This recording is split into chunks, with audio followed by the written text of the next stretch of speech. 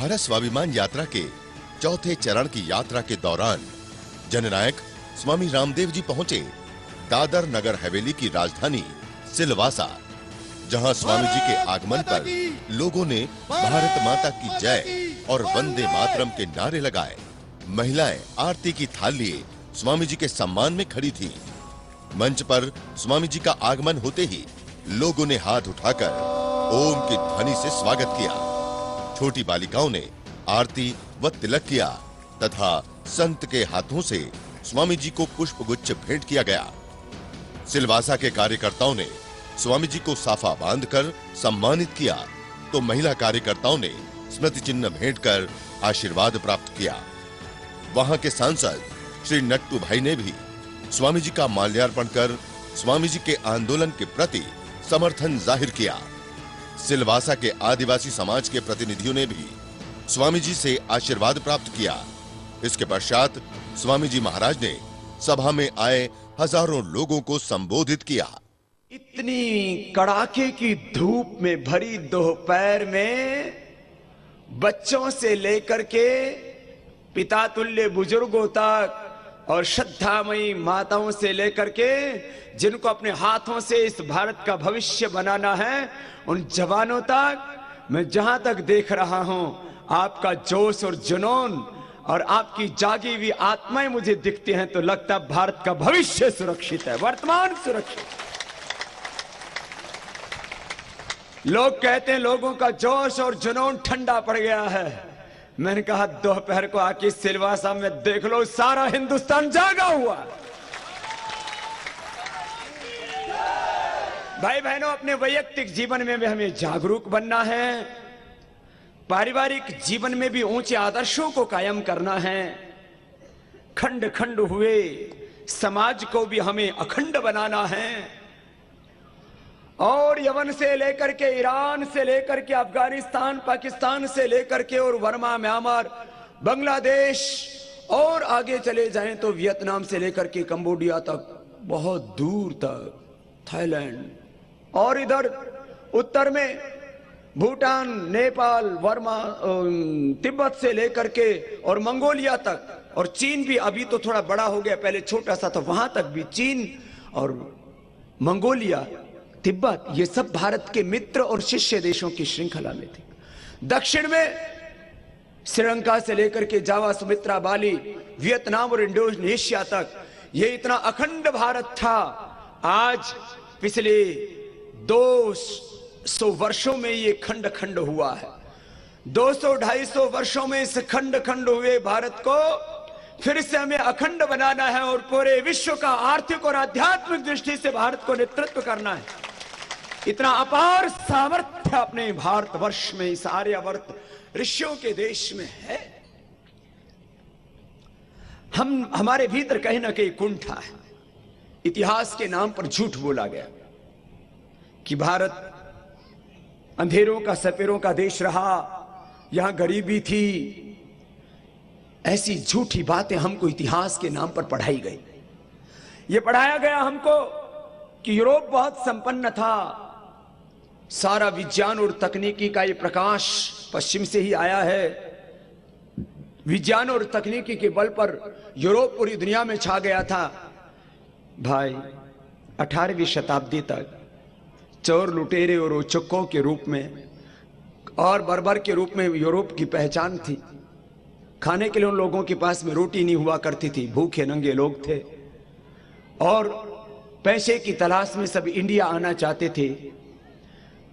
ये जो अमेरिका में भी लोग रहते हैं ना, वहां पर भी भारत की खोज के लिए निकले थे और वहां जब उनको बीच में देश मिल गया तो अमेरिका वालों को, कनाडा वालों को अभी भी वहां रेड इंडियन कहते हैं। सब इंडीज आना चाहते थे। बोले इंडीज नाम का एक प्रांत है, एक प्रदेश है, वहां बहुत धन दौलत है। 18वीं शताब्दी तक पूरे विश्व का आर्थिक और आध्यात्मिक दृष्टि से तो आज भी भारत ही विश्व का नेतृत्व कर रहा है। भारत ने नेतृत्व किया।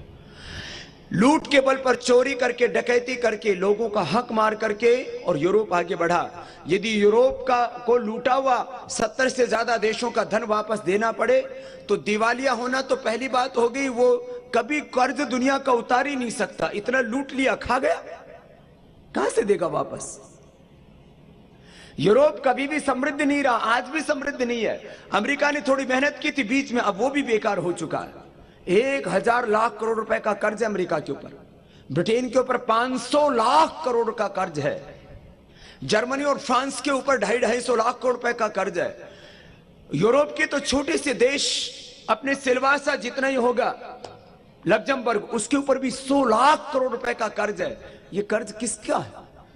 आज व्यापारी के पास पैसा है नहीं, वो तो हर दिन नए नए प्रोजेक्ट लगाता है, वो खुद कर्ज में डूबा होता है। बड़े बड़े कॉर्पोरेट हाउस वो बैंकों से कर्ज लेकर के और अपना कारोबार चलाते हैं। तो सरप्लस मनी किसके पास है भाई? किसान के पास पैसा है ही नहीं, इसलिए तो वो आत्महत्या कर रहा है।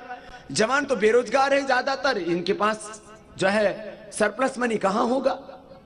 बिजनेसमैन, मैंने कहा, वो अपने आप ही कर्ज लेकर के अपने कारोबार को बढ़ाते हैं। जो नौकरी पैसा वाले हैं, जो सेविंग होती है, उससे कोई गाड़ी खरीद लेता है, कोई अच्छा मकान बना लेता है, बच्चों की पढ़ाई लिखाई में।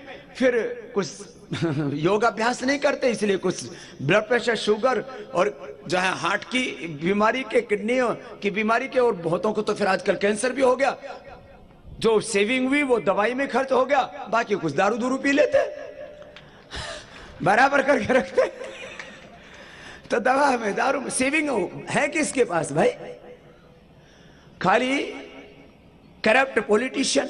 अच्छे वाले पॉलिटिशियनों के बारे में नहीं कह रहा हूं, और हमारे तो सांसद साहब यहां पर हैं, मेरे पास तो बैठने ही खतरे से खाली नहीं, यहां आके बैठे तो उनका बहुत बड़ा जमीर है और हिम्मत भी है इस जो है भ्रष्टाचार के खिलाफ लड़ने की। तो भाई बहनों, कुछ करप्ट पॉलिटिशियंस, कुछ करप्ट ब्यूरोक्रेट्स और कुछ करप्ट कॉर्पोरेट के लोग, और फिर नाचने गाने वाले एक्टर, एक्टर्स, कुछ क्रिकेटर्स, कुछ और भी सेलिब्रिटीज। ये जो सेलिब्रिटी है ना, बड़ी खतरनाक चीज है, उसमें कुछ अच्छे हैं लेकिन बाकी ये 4 लोग हैं, इनके पास सरप्लस मनी है। ये surplus money banking secrecy laws का दुरुपयोग करके और दुनिया के बैंकों में भेजा जाता है, जिनको टैक्स हेवन कहा जाता है। ये तो नाम दे दिया गया है, दुनिया का हर देश टैक्स हेवन है। जब तक बैंकिंग सीक्रेसी के लॉज जारी रहेंगे, आर्थिक पारदर्शिता नहीं आएगी, और जब तक आर्थिक पारदर्शिता नहीं आएगी, दुनिया में से गरीब भूख दूर नहीं होगी। क्योंकि एक आदमी के पास तो 1 लाख भी नहीं है, और एक मेरा बेटा लेके बैठा 1 लाख करोड़। ये 1 करोड़ में 1 लाख करोड़ में कितना अंतर होता है पता है तुमको? बोले बाबा जी 1 लाख करोड़ कितना था है?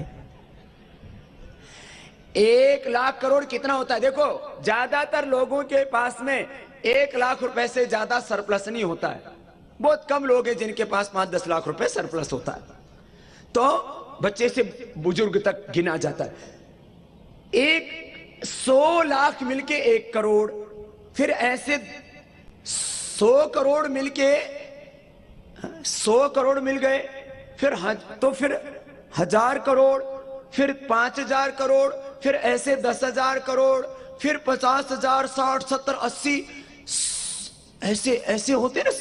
तो ये 10,000, 50,000 करोड़ नहीं, 80, 90 हजार करोड़ नहीं, 99,000 करोड़ नहीं, 99,000 करोड़ के बाद होता है 1 लाख करोड़।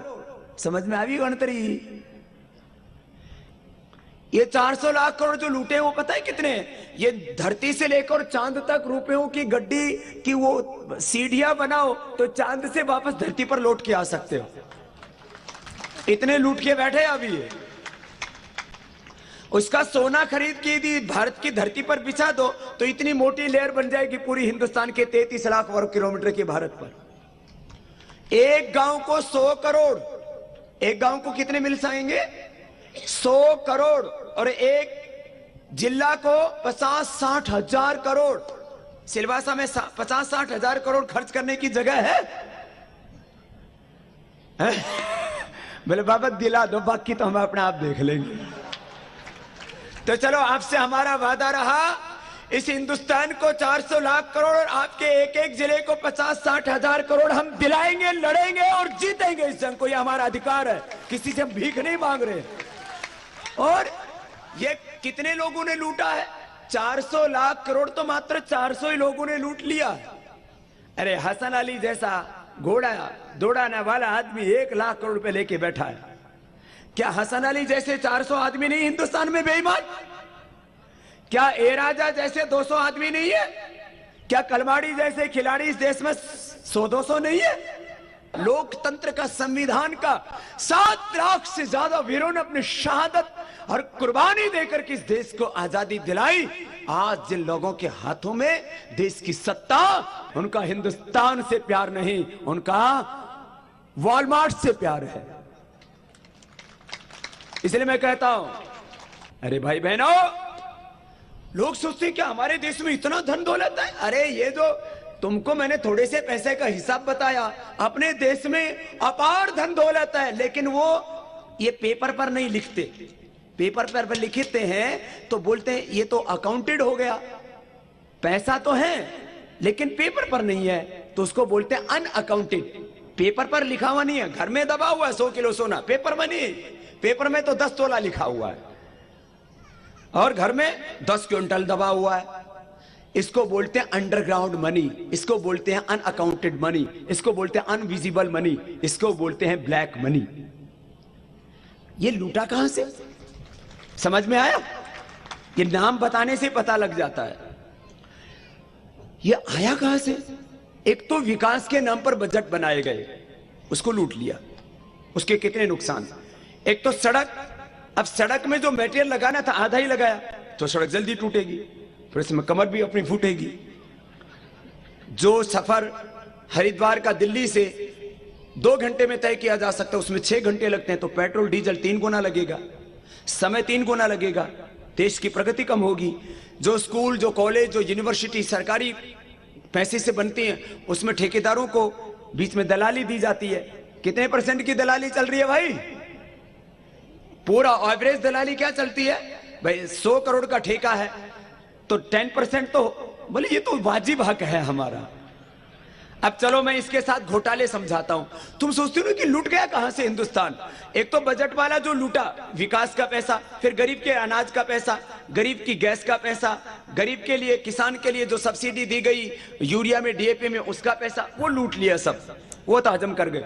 सबसे बड़ी लूट ये तो छोटी छोटी है, ये तो महाचोर ऐसे लूट रहे हैं, जरा सोचो। जल, जंगल, जमीन, भू संपदाएं, सारे संसाधन कैसे लूटते हैं जरा सुनो। एक घोटाला का उदाहरण देता हूं, जीप घोटाला से लेकर के बोफोर्स घोटाला, सीवीजी घोटाला, 2G घोटाला, कोलजी घोटाला। बोले बाबा जी यहाँ ऐसा नहीं बोलना, यहाँ वैसा नहीं बोलना। मेरे का सच बोलने पर भी पाबंदी लगा दी गई है, बता। तो सांभो, देखो, अरे खुल के बोल रहा हूं, बाबा कोई बंधा हुआ थोड़ी है, बंधा हुआ हो तो किसी के साथ बन जाता। बाबा बना इसलिए किसी से बंधा हुआ ही नहीं, इसलिए बाबा ही सच बोल सकते हैं आजकल, हाँ? और किसी के बस की बात नहीं। बाकी तो पता नहीं कोई कहां से कंट्रोल हो रहा है, कोई कहां से कंट्रोल हो रहा है। आजकल जन आंदोलन चलाने वाले भी कहां से कंट्रोल हो रहे हैं, इसको भी सोच लेना। कई बार बड़ा विचित्र मामला है। तो सुनो अगली बात, 400 लाख करोड़ का जो घोटाला होता है उसकी भी कहानी सुनाता। कोयला घोटाला आपने कितने का सुना? कितने रुपए का घोटाला है?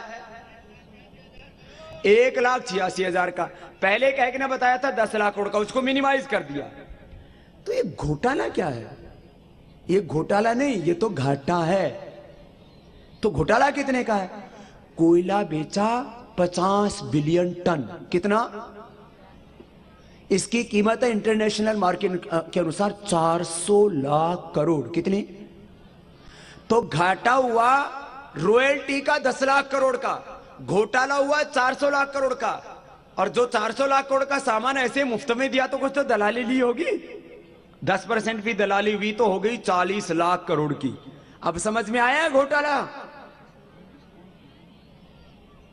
एक होता है घोटाला, एक होता है घाटा, एक होती है दलाली। देश तो इतना ताकतवर है हमारा, मैं पूरे तथ्य और प्रमाण के साथ मैं इसके ऊपर पूरा अभ्यास करता हूं। हमारे देश में 20,000 प्रकार की भू संपदाएं, उसमें 10 की मैंने कीमत की लोहा, कोयला, सोना, चांदी, हीरा, गैस, पेट्रोल, ऐसे ही तो 10 की कीमत निकली 20,000 लाख करोड़। कितनी? 20,000 लाख करोड़। आ गणतरी केटली से दिमाग कंप्यूटर फेल हो गया है। इतनी धन दौलत अपने देश में है। आपके घर में कितना पैसा है पता है ना सबको? बैंक में तुम्हारा कितना पैसा, तुम्हारी जमीन कितनी है। जैसे तुम्हारा घर का पता है, ऐसे तुम्हें जिस दिन देश का पता लग जाएगा तो तुम देश को नहीं लूटने दोगे, क्योंकि देश हमारा है। ये देश मात्र किसी राजनीतिक पार्टी की जागीर नहीं, ये किसी खानदान की बपोती नहीं, ये हम 121 करोड़ भारतीयों का देश है। तुम्हारा कोई हाथ काटे तो काटने दोगे?